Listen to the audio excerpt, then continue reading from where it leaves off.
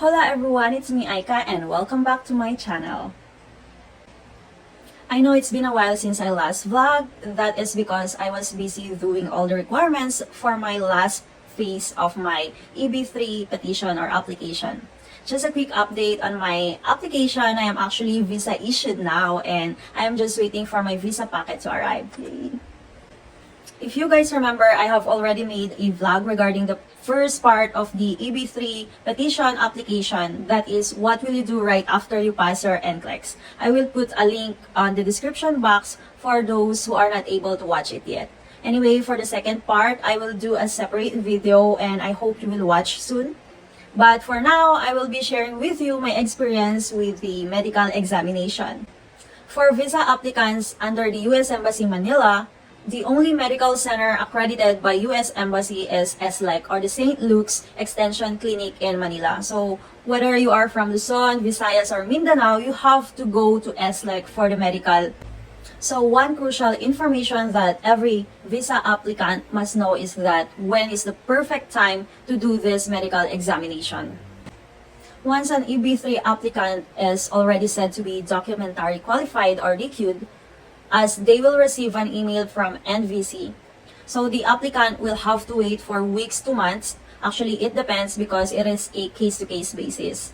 However, once they check their SEAC tracker and it reflects that their case is ready, that means that their physical files have been received by the U.S. Embassy Manila. So they can book an appointment with CGI anytime.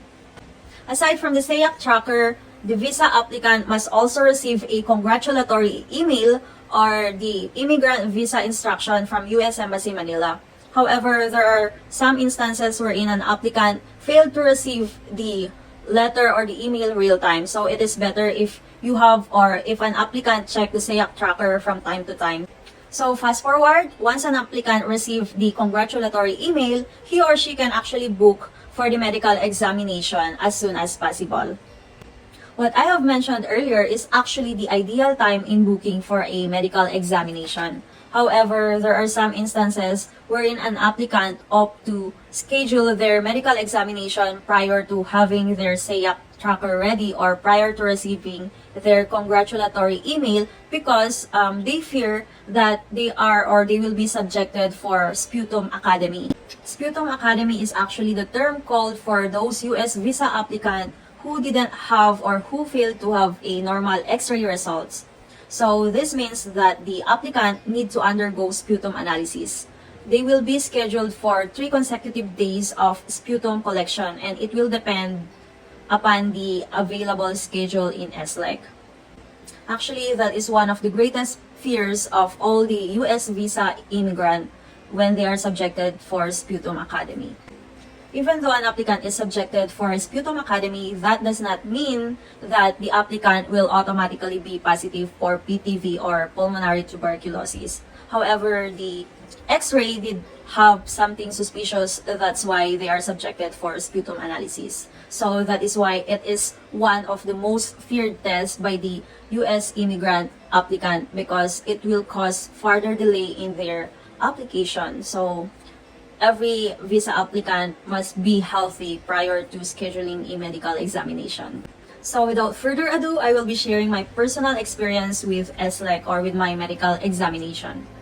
Honestly, I was one among the many risk takers. I booked for my medical examination prior to having my SEAC tracker ready or prior to receiving the welcome letter.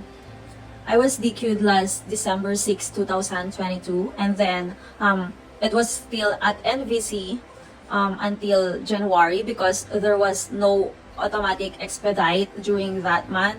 Actually, it started to have no auto expedition since November. However, I was very positive that it will be expedited anytime soon.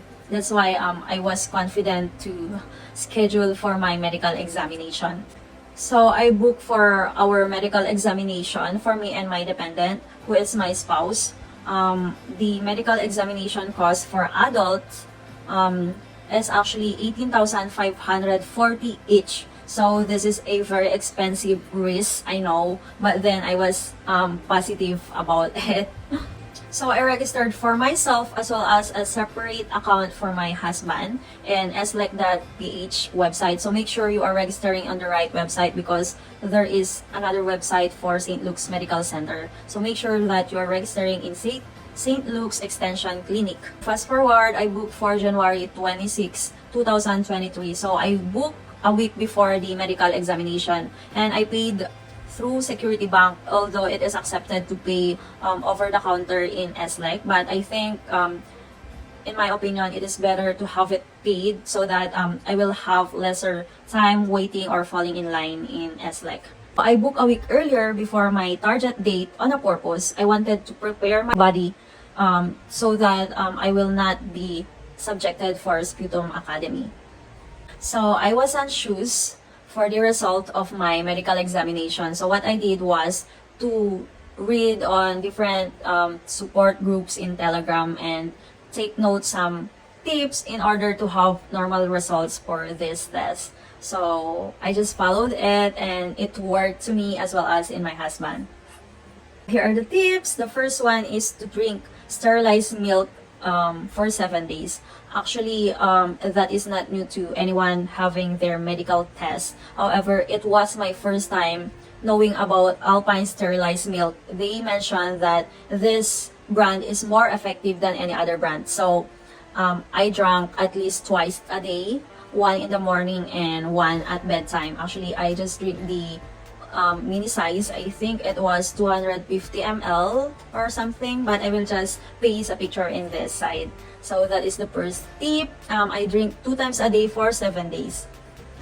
So the second tip is to take the Flumosil effervescent tablet 600 mg 2 times a day. So I followed their instruction. I took the Flumosil 2 times a day, 600 mg.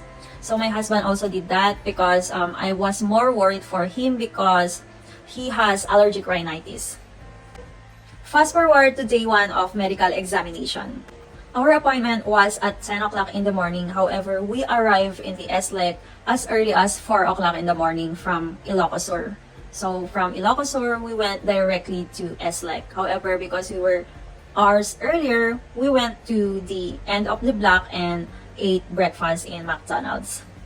And then prior to going in the line, we actually took our last dose of Flumosil 600 mg as well as the Alpine sterilized milk. While waiting for your time slot or for your appointment, there will be lines outside the SLEC compound. There will be 2 lines. The first line will be the line with, like for instance, it is 8:30. So the first line will be for the 9 o'clock appointment, and then for the second line, it will be for the 10 o'clock, 11 o'clock, or any time after 9 o'clock. You will have to wait outside the SLEC compound. So literally, you will just wait on the walkway outside the main compound. That's why there are no chairs provided by SLEC, but you can rent a chair for 20 pesos if you want to. We were in line at 9 o'clock in the morning and our appointment was 10 o'clock. But at 9:30, the security guard called us to go inside the SLEC compound and he first checked our requirements. So the requirements are the following. Proof of payment, 2x2 picture should be 4 pieces, and then the SLEC appointment, the page 1 with barcode, 2 copies of passport, DS-260 confirmation page, 2 copies of vaccine certificate or vax card, and then CGI appointment is also required. However, I didn't have my appointment yet during that time because my SEAC was not ready the time that I booked for my medical examination. Yet, I am still permitted to go inside. The SD confirmed that we are actually booked for medical examination during that day from his master list. And then he put marks on our hand. It's a stamp. So we were instructed to sit on the waiting area inside the SLEC compound. So we were waiting to be called by the first office, like mini office on the opposite of the security guard. The officer on that mini office again checked our requirements, and then he took the 2 pieces or the 4 pieces 2x2 pictures and placed it inside a mini ziploc and stapled it in front of our documents. He also placed our number in there and instructed us to go inside the building and proceed to the photo room.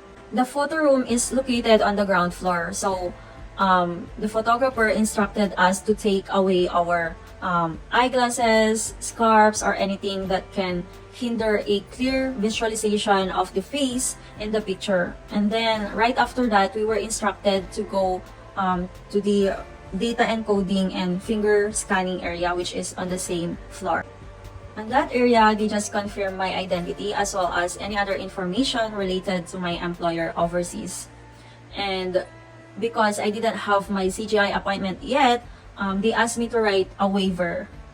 And since I have already paid through Security Bank, they just gave me an official receipt of the payment. I didn't have to go to the 5th floor to fall in line and pay on site. After that, the receptionist instructed us to go on the 3rd floor to have our chest x-ray. That is the first test for us.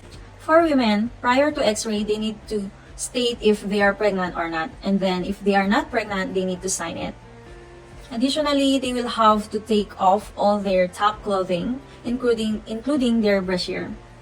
And prior to x-ray, they need to tie their hair so that the lungs will be clearly visualized.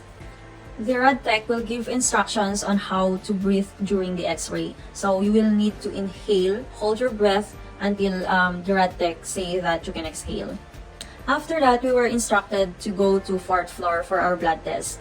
For adult 24 years old and above, the only test for blood test will be the syphilis test. However, for 18 to 24 they need to have the gonorrhea test through urinalysis. Afterwards, we were instructed to go upstairs on the 5th floor for our vital signs checking, height and weight, and eye test. That was like before lunch, so the nurses instructed us to have our lunch first prior to having our physical examination. So we took that opportunity because food as well as drinks are not allowed inside the SLEX compound.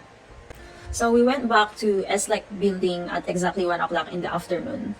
We directly went to 5th floor, so this time we didn't have to go or to fall in line compared to the morning. We just have to show the stamp that the security guard placed on our arms or on our hands earlier.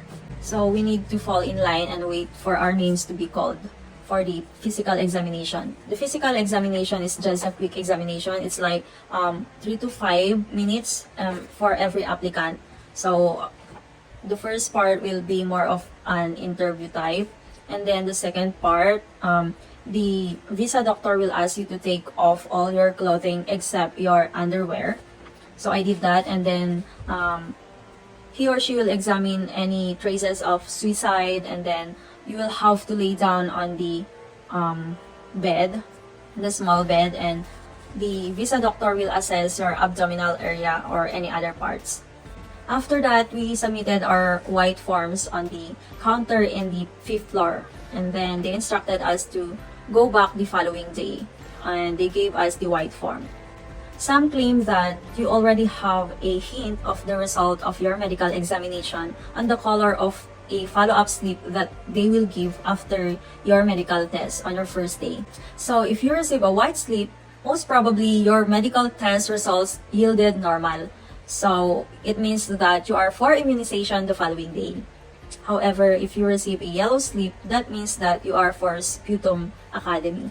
In our case, my husband and I received the white slip. However, I was still anxious because I heard that some applicants receive white slip. However, the following day, they are instructed for sputum analysis. So I was not yet 100% confident that I was normal. To cut the story short, we were immunized the following day. So we were instructed to go back at 10 o'clock in the morning. We went there, we arrived there at 9 o'clock, and then they catered at us at 9:30. My husband was immunized with 3 vaccines as early as 9:30 in the morning. However, I was anxious because it was almost 11, yet my name was not called. I thought I was for Sputum Academy, but thankfully I was not, and I received 3 vaccines, the DTaP, MMR, and the Hepa B booster. So that's it. On our second day after our immunization, we were instructed to go on the ground floor and wait for our record. So we were able to have our e-medical record, and then in there you can see the date of the medical examination. There was a picture, and you can see the immunizations that were given during the medical examination. They reiterated that the validity of our medical examinations was 3 to 6 months. So for those applicants who were subjected for sputum, their validity is 3 months. But for those applicants with normal results, the validity of the medical is 6 months. So it is actually a risk, and I do not suggest or I do not advise all those visa applicants to take the same risk as mine, because it is expensive, as well as it will lead to further delay if you keep on rushing, because when the medical expired or the medical exam expired, you need to have another new health case number. And I'm not yet familiar with the process on how to get that, but I will surely share it with you when I have the idea. And lastly, you have to take note that the expiration of your medical examination is the same with your visa. So, the first day of your medical examination starts the counting of the 6 months if you have normal results. I forgot to mention that the results will be electronically submitted to US Embassy Manila within 2 to 3 days. So, you can probably have your medical test 2 to 3 days before your ID. By the way, SLEC is only available from Mondays to Fridays. So, there are no available schedule for medical examinations and even immunizations or sputum tests during the weekends. If you happen to have your medical examination on a Friday, your immunization or your follow-up will be the following Monday. So, that's it. Thank you for watching. See you next vlog. Bye-bye.